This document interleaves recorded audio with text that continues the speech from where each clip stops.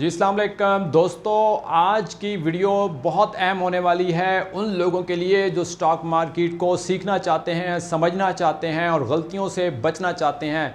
एक बड़ी मिस्टेक जो स्टॉप लॉस के सिलसिले में की जाती है, आज उस गलती को मैं चाहता हूं कि आप दुरुस्त कर लें और आइंदा के लिए कभी भी अपना लॉस ना करें, नुकसान ना करें। प्रॉब्लम ये आती है कि स्टॉप लॉस के बारे में हम ज़्यादातर जो सीखते हैं वो सोशल मीडिया के ग्रुप्स में जाकर सीखते हैं, लेकिन याद रखें कि सोशल मीडिया के जो ग्रुप्स हैं उनमें जो बात बताई जाती है वो ठीक है, लेकिन जैसे आप प्रैक्टिकली काम करते हैं तो उसके अंदर कोई प्रॉब्लम्स होती हैं जिनका आपको पता नहीं चलता। तो स्टॉप लॉस एक बहुत अहम चीज़ है, लेकिन इसमें जो आप मिस्टेक करते हैं उसकी वजह से आपको उसके बावजूद कि आप स्टॉप लॉस लगाते हैं नुकसान होता है। आपने स्टॉप लॉस में आइंदा कभी भी नुकसान नहीं करना है, ये बात आपने याद रखनी है और अपने आप को इतना मजबूत करना है, सीखना है, स्टॉक मार्केट में इतना मजबूत करना है कि आपको आइंदा ज़िंदगी में ये गलती नहीं होनी चाहिए। पहले मैं आपको ये बताऊंगा कि आप क्या गलती करते हैं और आपके अंदर मिस्टेक क्या होती है। जो आप समझते हैं जैसे कि मैंने तो स्टॉप लॉस लगाया हुआ है, उसमें आपको लॉस हो जाता है, नुकसान हो जाता है, ये गलत तरीके की वजह से होता है। तो मैं आपको बताता हूँ कि 90% जो स्टॉक मार्केट के अंदर लोग स्टॉप लॉस लगाते हैं वो बहुत बड़ी गलती करते हैं और अपना माल सस्ते दामों बेचकर चले जाते हैं। इसके लिए वो क्या करते हैं, वो अपना स्टॉप लॉस का ऑप्शन लगाते हैं। स्टॉप लॉस का ऑप्शन जो है ये हमें मिलता है वहाँ पर जो ब्रोकरेज की ऐप होती है, उसमें हमें बहुत सारे ऑप्शंस मिलते हैं। उसमें से एक ऑप्शन ये होता है कि हम ये ऑप्शन लगाएं। अब जब हम स्टॉप लॉस का ऑप्शन लगाते हैं तो उसमें प्रॉब्लम कैसे आती है, पहले आप देखें कि आपसे गलती क्या होती है। आप 100 रुपये का शेयर लेते हैं और उसको सोचते हैं कि मैं इसी शेयर को 110 और 115 पर सेल करूँगा। अब प्रॉब्लम क्या है, 110 पे आप प्रॉफिट लेना चाहते हैं और 115 पे आप प्रॉफिट रखना चाहते हैं, लेकिन आपसे मसला ये होता है कि आप सोचते हैं और मार्केट आपकी सोच के अगेंस्ट चली जाती है। तो ऐसे आलम के अंदर क्या होता है कि आप 100 के बजाय आप देखते हैं कि मेरा शेयर जो है वो 95 पर चला गया है और मेरा शेयर जो है उसके बाद 90 पर आ गया है। अब आप सोचते हैं कि जब 95 पर आया है तो आप सोचते हैं कि मुझे ज़्यादा बड़ा लॉस नहीं करना और मैं इसमें से निकल जाऊं। तो आप 90 के ऊपर जाकर अपना ऑर्डर लगा देते हैं कि अगर इससे नीचे मार्केट जाएगी तो मेरा ऑर्डर हिट हो जाएगा और मैं इसमें से निकल जाऊंगा।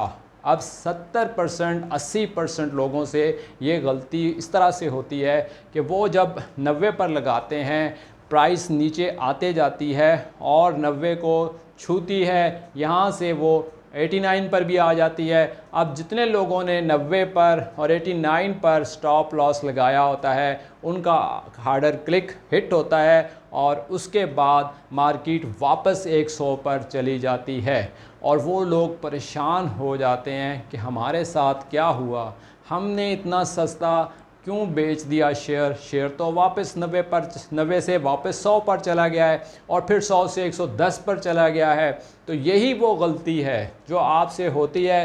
क्योंकि जब आप 90 पर लगाते हैं या 89 पर लगाते हैं तो मार्केट के अंदर बहुत सारे लोगों को पता होता है कि निचले रेटों पर लोग स्टॉप लॉस लगाकर बैठे हुए हैं। तो कोई भी ऐसे आलम में आपके शेयर्स को छोड़ेगा नहीं, आपको माफ़ नहीं करेगा और आपसे शेयर्स छीन लिए जाएंगे, क्योंकि सस्ते शेयर्स को कौन छोड़ता है। जब मुझे पता होगा कि मेरा 100 रुपये वाला शेयर 89 और 90 पर भी मुझे मिल सकता है क्योंकि वहाँ पे लोगों ने स्टॉप लॉस लगाया हुआ है, तो मैं भी 89 और 90 पर जाकर ख़रीदने के लिए तैयारी पकड़ लूँगा और वेट करूँगा। जिस वक्त मार्केट वहाँ पर पहुँचेगी तो मेरा आर्डर जो 90 पर प्लेस हुआ होगा वो हिट हो जाएगा और मुझे माल मिल जाएगा। अब क्या दोबारा जैसे ही यहाँ से वापस जाएगी तो मैं यही सोचूंगा, जो जिन लोगों का माल बिक जाएगा वो यही सोचेंगे कि हमसे गलती हुई। आपने कभी भी ऑर्डर स्टॉप लॉस की सूरत में फ़िक्स करके लगा कर मार्केट के हवाले नहीं करना है। ये बहुत अहम बात बता रहा हूँ कि जब भी आपने मार्केट में ट्रेडिंग करनी है या कोई सेलिंग का प्लान करना है, कभी भी आप स्टॉप लॉस ना लगाएं इस तरीके से कि आप फिक्स करके लगा कर ख़ुद काम पर चले जाएं या आप कोई और काम करना शुरू कर दें, तो उस सूरत में 100% चांस है कि आपका स्टॉप लॉस हिट हो जाएगा। आपने स्टॉप लॉस नहीं लगाना, आपने फिक्स स्टॉप लॉस नहीं लगाना। आपने देखना ये है, खुद डिसाइड करना है कि मैंने स्टॉप लॉस लगा के या मैंने अपने जो शेयर्स हैं इसमें कितना लॉस बर्दाश्त करना है। ट्रेडिंग का बुनियादी असूल है कि पहले आपने लॉस के बारे में प्लान करना है। जैसे ही आप कभी भी कोई शेयर ख़रीदेंगे, आप सोचते हैं कि मैंने इसको 95 पर बेचना है या 90 पर बेचना है, यही 100 वाला शेयर है, लेकिन आपने ऑर्डर प्लेस नहीं करना है। आप वेट करेंगे, मार्केट अगर नीचे जाएगी, अगर 90 पर जाएगी या 89 पे जाएगी, तो फिर भी आप थोड़ा सा इंतज़ार करेंगे। और आपने हमेशा देखना ये होता है कि क्लोजिंग कहाँ पर आई है।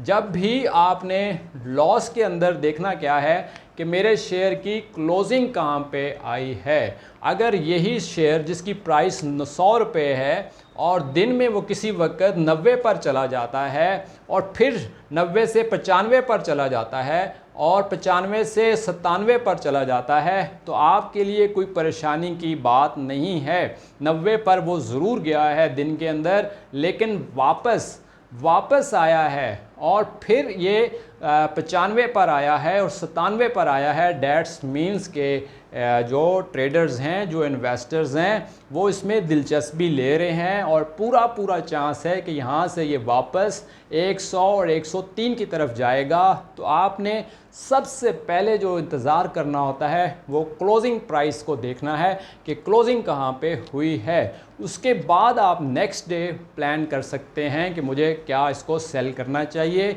या रखना चाहिए। अगर क्लोजिंग अच्छी आ जाती है, आपने जो स्टॉप लॉस 90 रुपये का रखा हुआ है और क्लोजिंग 97 रुपये की आ जाती है, तो इसका मतलब है अभी आपके लिए परेशानी की बात नहीं है। अभी 90 को उसने टच ज़रूर किया है, लेकिन वापस 97 पर आकर उसने क्लोजिंग दी है, तो चांस ये हैं कि कल 100 से ऊपर भी जा सकता है, 103, 105, 108, और मुझे प्रॉफिट हो सकता है। लेकिन लोग क्या करते हैं, वो लगाते हैं 90 पे और उसके बाद अपना काम करने निकल जाते हैं, बिज़ी हो जाते हैं और मार्केट को टाइम नहीं दे सकते हैं और उसके बाद मार्केट उनके स्टॉप लॉस को हिट कर देती है और उनको नुकसान हो जाता है। लेकिन जब वो क्लोजिंग देखते हैं शाम को, तो वो 97 रुपये की होती है या 95 रुपये की होती है। ये एक बहुत बड़ी तादाद है स्टॉक मार्केट में काम करने वालों की, जो अपनी इस गलती की वजह से लॉस बुक करने पर मजबूर हो जाते हैं, क्योंकि उन्होंने किसी से सुना होता है कि हम स्टॉप लॉस लगा देते हैं 90 पे और इससे ऊपर मार्केट आएगी तो स्टॉप लॉस हिट हो जाएगा। अब एक और बात भी याद रखिएगा कि स्टॉप लॉस के अंदर भी लगा हुआ ऑर्डर भी आपका बाज़ दफ़ा आपको फ़ायदा नहीं पहुंचाता। अगर मार्केट गिरना शुरू हो जाए और 90 पर कोई आदमी ख़रीदारी करने के लिए तैयार ना हो, तो आपका स्टॉप लॉस हिट नहीं होगा, बल्कि मार्केट 89, 87 और 86 पर चली जाएगी, लेकिन आपकी जो चीज़ है वो सेल नहीं होगी। आपको अक्सर ये भी देखना पड़ रहा, तो इसलिए स्टॉप लॉस ऑर्डर लगाने का कोई फ़ायदा नहीं होता। कभी कभार आपको 10 में से 2 बार या 4 बार फ़ायदा हो सकता है, लेकिन 5 से 6 बार आपको प्रॉब्लम फेस करनी पड़ सकती है। इसलिए स्टॉप लॉस के लिए आप हमेशा मार्केट की क्लोजिंग का इंतज़ार करें और सेकंड, खुद जाकर अपने सामने जब मार्केट आप देखते हैं कि डाउन है और मुझे निकलना चाहिए, तो खुद ऑर्डर लगाकर थोड़ा थोड़ा करके सेल करें। जैसा कि मैं अक्सर जब अपनी क्लास में पढ़ा रहा होता हूँ स्टूडेंट्स को, तो मैं ये बताता हूँ कि जो आप ख़रीदारी करते हैं, बाय करते हैं, उसके अंदर भी आप कभी जल्दी ना करें और सेलिंग के अंदर भी कभी जल्दी ना करें। इन सब चीज़ों के अंदर आप हमेशा स्टेप वाइज काम करें। बाइंग भी आप एक रेट पर ना करें और सेलिंग भी आप एक रेट पर ना करें।